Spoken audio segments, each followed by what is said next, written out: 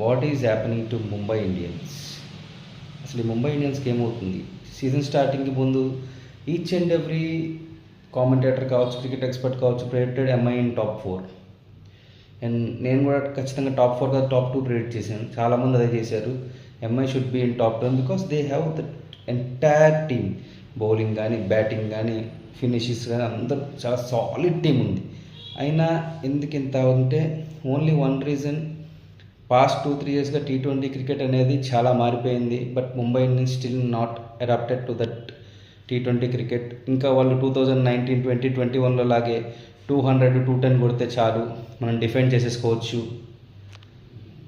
లేకపోతే అపోజిషన్ ఎంతగా కొట్టినా టార్గెట్ మనం ఫస్ట్ స్లోగా ఇనిషియల్గా వికెట్ పడకుండా స్టార్ట్ చేసి తర్వాత పైకి తీసుకెళ్ళొచ్చు, మెల్లగా మా ఫినిషర్స్ చూసుకుంటారులే అనే మోడ్లోనే అక్కడే ఆగిపోయారు.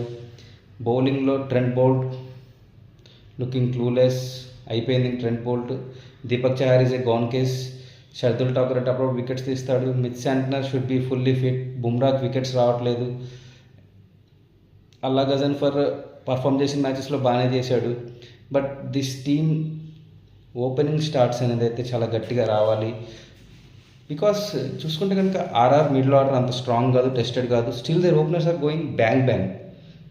పంజాబ్ కింగ్స్ కూడా సేమ్, వాళ్ళు మిడిల్ ఆర్డర్ టెస్ట్ కాలేదు, అది ఎలా ఆడతారో తెలియదు. But openers are going bang bang. And Shreyas Iyer, అదే సార్ ఆర్సీబీ కూడా అంతే.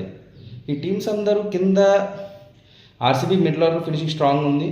బట్ ఈ టీమ్స్ మిడిల్ ఆర్డర్ లేకపోయినా కూడా ఫస్ట్ బాల్ నుంచి అటాక్ చేస్తారు. T20 cricket has evolved so much. But still Mumbai Indians struck in the older format. అది చేంజ్ అవ్వాలి. స్టార్టింగ్ నుంచే అదే 9లో మీకు 8లో శాంట్నర్ ఆడతాడు, 9లో షర్దుల్ ఠాకూర్ ఆడతాడు. మీకు అక్కడ దాకా బ్యాటింగ్ ఉన్నా కూడా మీరు ఓపెనింగ్ అటాకింగ్ చేయకుండా మెల్లగా ఆడదాం, సింగిల్స్ ఆడదాం, పవర్ ప్లే 50-55 కొట్టుకుందాం, మెల్లగా చేసుకోవచ్చు, లేకపోతే ఒక 200, 210 చేయొచ్చు అంటే అక్కడ మీకు ఏ బౌలర్ ఉన్నా వాళ్ళు చూడట్లా, వాళ్ళు అటాక్ మోడ్లో ఆడేస్తూనే ఉన్నారు. That's the reason for failure. Mumbai Indians should change their game play and come back. Still I feel they can come back and they can win and they can go to playoff because the team has that much potential. కానీ వాళ్ళ game style మార్చాలి. So మీకేమనిపిస్తుంది Mumbai Indians failure reason అనేది కామెంట్లో చెప్పండి. Thank you.